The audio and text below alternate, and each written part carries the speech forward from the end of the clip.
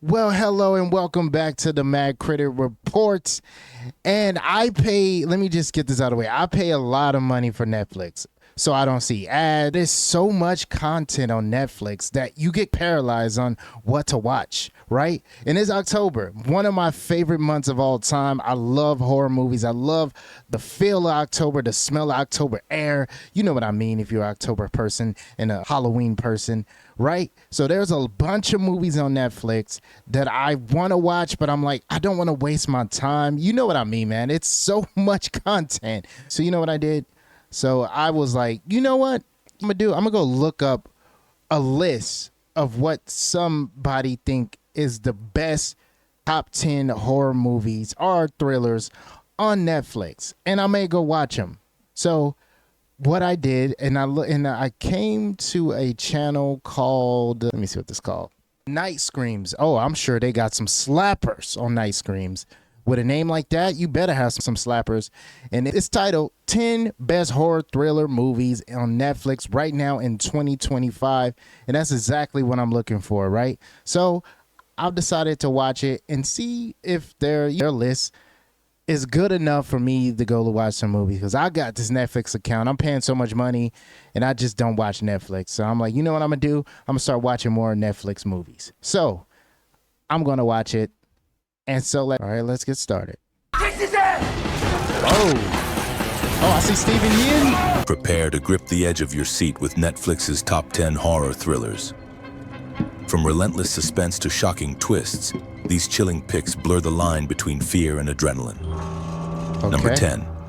The Green Inferno. A group of passionate student activists travels from New York to the Amazon to document deforestation and protect isolated tribes, hoping their footage will spark global change. By idealists Justine and Alejandro, they chain themselves to bulldozers in protest, only to face betrayal and disaster when their plane crashes deep within the jungle. The survivors find themselves captured by a tribe that contradicts their message of environmental compassion, their struggle for survival twisting into an unrelenting descent into blood-soaked horror. Directed by Eli Roth, The Green Inferno serves as a visceral homage to Italian cannibal films of the late 1970s and early 1980s, infused with Roth's trademark gore and bleak irony. Number 9, The Decline. Okay, let's pause it right there. Give me a second, because to me, that looked they said it came out in 2013. Wow, that movie looked like a made-for-TV movie. That's how it was shot. Maybe it's good. You must give movies like that, because I know that they don't just go to the U.S. Australia has some good horror movies, I'm sure. UK, all those places have it. But sometimes I like my movie feel to look big movie production, and that didn't look great. But I may give it a try. I don't know. But let's see, and there's another movie, and at least it's coming out in 2020, close to this year, because it's supposed to be the best horror movies 2025 this year, and none of them are 2025 so far. Maybe I read that wrong, but let's continue. Antoine, a cautious father troubled by impending disaster, travels to a remote survivalist retreat led by Alain, an austere instructor promoting self-sufficiency and readiness. The camp, nestled deep in the Canadian wilderness, immerses its attendees in rifles, homemade explosives, and apocalypse drills. One trainee dies in a pipe bomb accident. Panic fractures fellowship, survival doctrine fractures into suspicion, and logic gives way to primal fear. As the group debates calling authorities, Alain enforces silence with escalating brutality, tipping the retreat into a cold battleground. Antoine and Rachel flee into the frozen forest, where taught mistrust and elemental peril collide. The Decline is a chilling survival thriller that peels back survivalist bravado to reveal the fragility of trust amid ideological collapse and isolation in the snow-blanketed wilderness. 8, The Chalk Line. Okay. Sit there. Okay. This is not going to be a super snob about it. But again, that movie looked like it was made for TV, and it didn't have a big, maybe it is Netflix, but I'm expecting Netflix to have some, at least some banger movies, like more higher production. They don't look higher production. They actually look very mediocre. The story seems a little bit intriguing, but not enough to pull me in to dedicate time to a movie. Like I said, the problem with Netflix is there's so much content on Netflix that you got to have a horror movie that's going to pull you in and what you're willing to sit and watch. I'm sorry, that's just the way it is. And it sucks if you're creative making movies, but you got to have that pull. If you don't have the pull in like at least you like minutes in the movie, then you tend to drift out because you need that pull. There's so much content. There's so much you in your head. You're thinking, I can be watching a better movie because look at all these movies. So it just, I feel for them. But again, I'm gonna have to say a big no to that movie. Hopefully, it's 1-2. So let's see. All right, here's another one. Maybe this one. A suburban couple, Paula and Simon, discover a mute young girl wandering alone in the road and bring her home. No one claims her, yet she responds to the name Clara. As they start fostering her, something unsettling unfolds. Okay. Never crosses the chalk lines the couple draws through their home for her to stay within. Paula becomes entranced by Clara's silence, cryptic utterance of a German word, and strange behaviors that hint at a horror buried beneath tenderness. Each chalk line becomes a fragile boundary between compassion and dread, and Paula's yearning for connection blurs with the dawning realization that Clara's presence is tethered to a forgotten trauma. The chalk line is a psychological descent into maternal obsession and the terror of unspoken histories unfolding within domestic confines. Number 7, Eileen. All right, we might have a winner. Ding. Again, the production did not look great on it, but we might have a winner. I think I like that of the show, and I also like how the character was mute. I like the concept of the chalk line, and they finding him, and it's this mystery around this young woman. That has actually pulled me in. So, all right, so far we're 1 and 2. I might go check that out. I think it's called Chalk Line, so I might check that out. But again, production, is it too much to ask for production? Come on, Netflix. Or whoever I trusted this channel, hopefully you pick it up. Give me some good movies that look good. Lies. Some things are so twisted. 2023, finally. We're getting close. On a bitter winter's day in 1964 Massachusetts, Eileen Dunlop toils in isolation as a stifled secretary at a juvenile detention facility.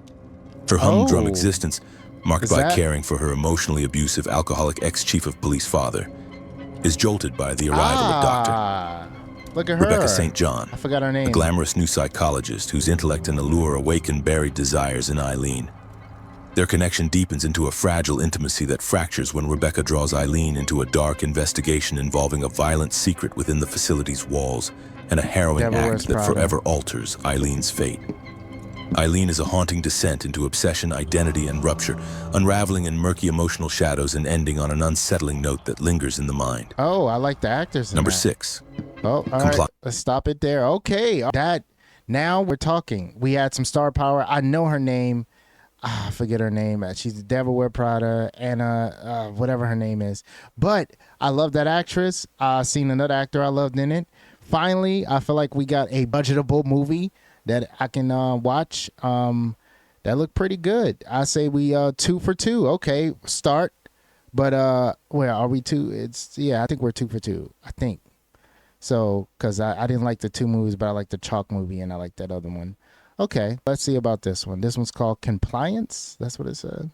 Yeah, let's go. I'm just trying to do my job. I didn't do anything. I did a bad thing. On a routine day in a small-town fast food restaurant, manager Sandra receives a call from someone identifying himself as Officer Daniels, accusing a young employee, Becky, of theft. Under his insistence, Sandra isolates Becky in the office and conducts invasive searches, starting with pockets and escalating to a humiliating strip search and further coercive demands, while employees and Sandra's fiancé follow each degrading instruction. Panic and duty collide as Sandra's moral compass fractures, and the boundary between authority and abuse crumbles. Compliance delivers a relentless, real-time psychological horror, rooted in the brutal reality of the 2004 Kentucky strip search phone scam. Number 5. There we go. I actually really like that because that is based on a true story. If you haven't heard, that was actually somebody pretending to be a cop, and you may thinking, no, that can't be real. No, that was actually real. That's a real story. What they're talking about, and they made a movie about it, which is crazy. And I think it should be a movie about it. But yeah, very interesting.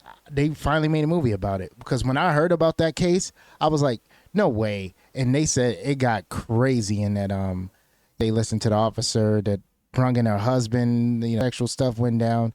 That was a crazy case when I heard about it. So, all right. Oh, look at this. My man, Chadwick P. Didn't know he was message for them. I love you so much. Here we go. Jacob King, okay, a quiet stranger from Cape Town, lands in Los Angeles with a single purpose: to track down his missing younger sister. Armed with little more than resolve and a return ticket, he quickly learns that her disappearance hides something far more sinister. What begins as a personal search for truth spirals into a relentless descent through LA's unmasking corruption that coils around politicians, crooked dentists, and secretive elites. Each clue pulls King deeper into a brutal theater of vengeance cloaked in moral ambiguity. The film is a terse, noir-tinged revenge thriller that threads grief and fury through the city's glimmering facade, revealing how far one man will go when justice becomes his only language. Number 4. Okay. All right, now we got the big boys, big production. Let's go, Netflix. I know you can do this, but I think the 2025, the better the movies in the budget becomes. But yeah, okay, now I think we're like 4 and 2. So far, they've been on a run of movies that I actually interested into watching. That was not a horror, that was more a thriller, but I think the video is horror thriller. So maybe this one may be a horror. I see a kid screaming, so let's see what this is. Oh, yeah. 2016. Jesse and Mark Hobson, grieving the accidental drowning of their young son, open their hearts to 8-year-old foster child Cody. Oh, yeah. Their tenuous family finds solace in wonder when one night brilliant butterflies materialize in the living room. Magical moments that vanish the instant Cody wakes. Soon grief wanes and dread seeps in as their dead son appears, not in memory, but flesh and bone. Oh. Cody's dreams manifest with dangerous clarity, birthing tender visions and nightmare-born demons known as the Canker Man. The boundary between love and terror blurs, pushing Jessie into moral extremes as she confronts loss, trauma, and the uncanny power of memory made real. Directed by Mike Flanagan, Before I Wake weaves surreal fantasy with melancholic horror, forging a haunting reflection on grief, motherly devotion, and the cost of conjuring the past. Ooh. Number 3. Woman of the Hour. Stop it there. That got my attention. I like the actors I seen in there. I like the storyline. Wow, that got my attention. So Before I Wake, I love that. It looks creepy. It looks thriller. It looks like mysterious. It has everything you need to keep you in the movie and not glaze and go, let me another movie. That's how you hook somebody, ladies and gentlemen. That's how you hook somebody. So yes, I'm like, so it's a slow start. But they're picking it up. You're picking it up, guy, whoever made this video. I'm going to give you a shout out. No matter what words they use, 2023. The question beneath the question remains the same. Struggling actress named Cheryl Bradshaw, chasing her big break in late 1970s Los Angeles, reluctantly accepts her agent's plea to appear on The Dating Game. Oh, wait, another movie. On the televised set, she encounters Bachelor 3. The charming and unsettling Rodney Alcala, this is based on a true unaware that story beneath too. his polished smile lies a serial killer.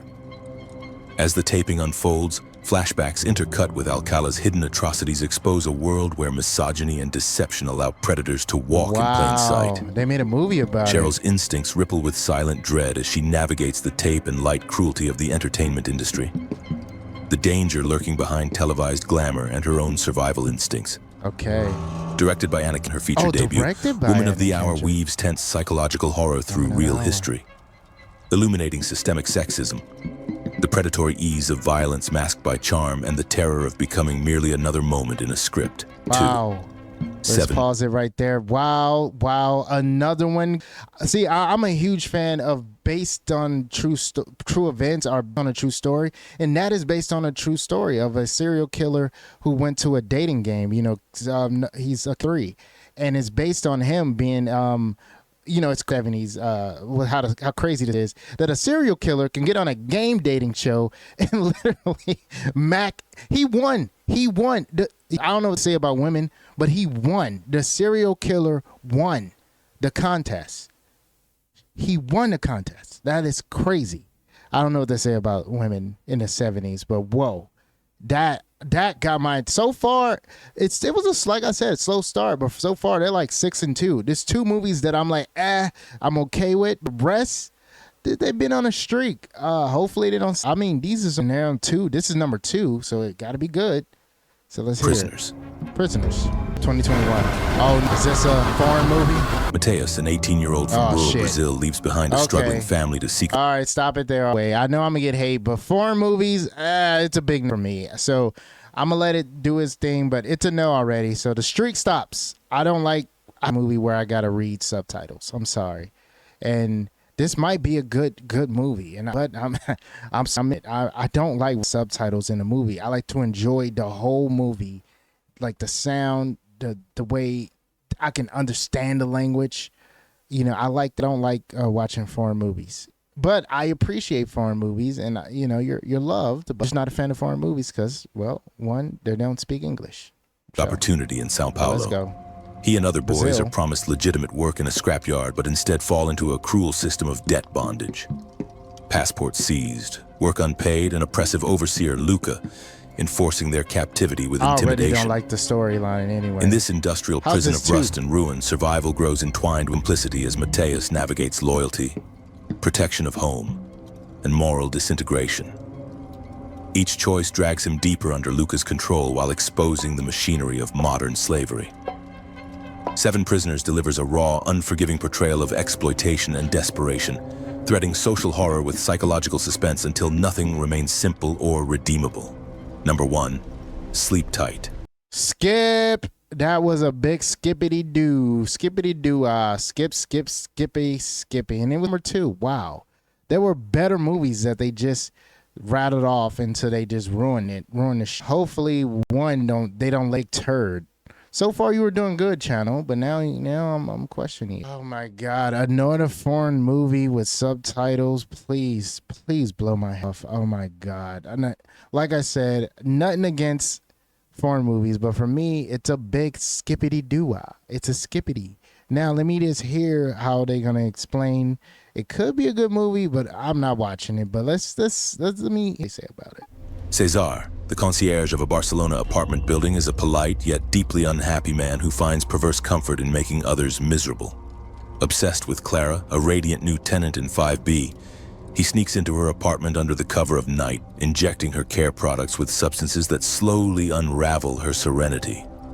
His twisted routine hides behind courteous gestures and practiced normalcy, casting joy as something to be dismantled. Okay. Sleep Tight is a chilling psychological thriller that forces identification with the villain, trapping viewers in the claustrophobic intimacy of his intentions and eroding the sanctity of domestic space. Okay. The film's unseen and relentless atmosphere leave a lasting resonance, proving how terror thrives not in grand spectacle but in the quiet corruption of kindness. Here are 4 other movies you have to see. Mayhem. Deadly virus spreads through a corporate office, triggering uncontrollable rage in its victims.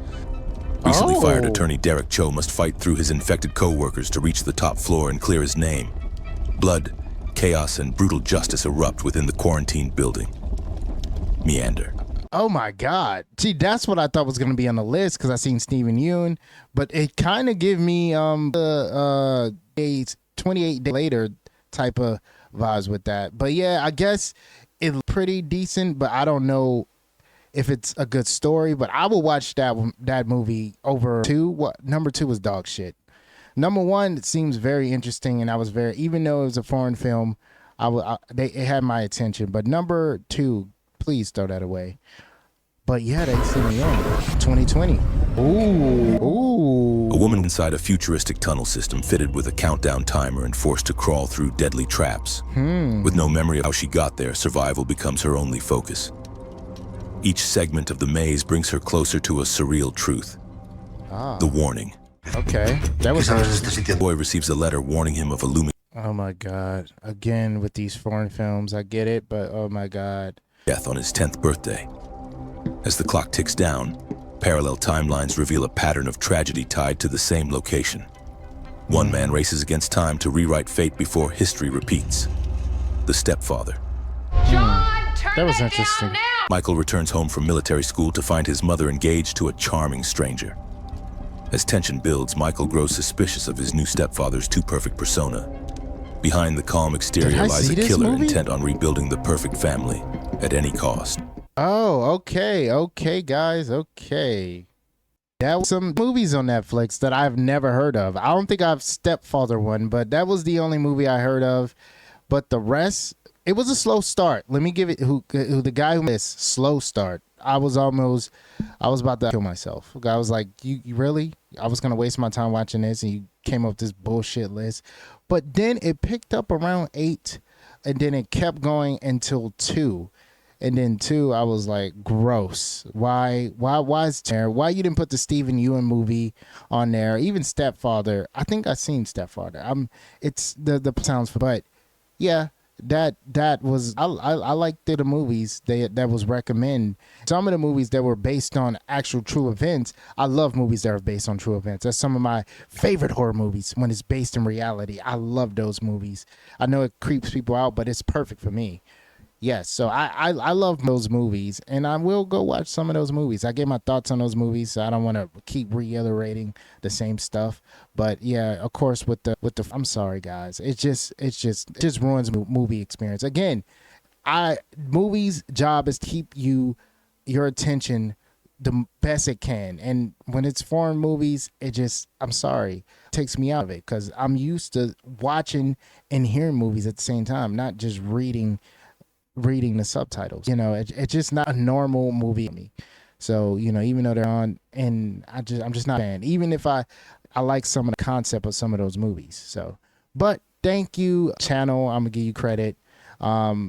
You started off bad, but then you ended real good. Then you had one dud, 2 duds, like one either, but one was it was all right. But okay, that was. Do you agree? These are some of the movies we're missing out of. I didn't see a lot of 2025 movies, and I thought there was gonna be a 2025 movies because it said 2025 movies so far, but there was not one movie that was in 2025. I don't think so. So that was a weird list, but okay.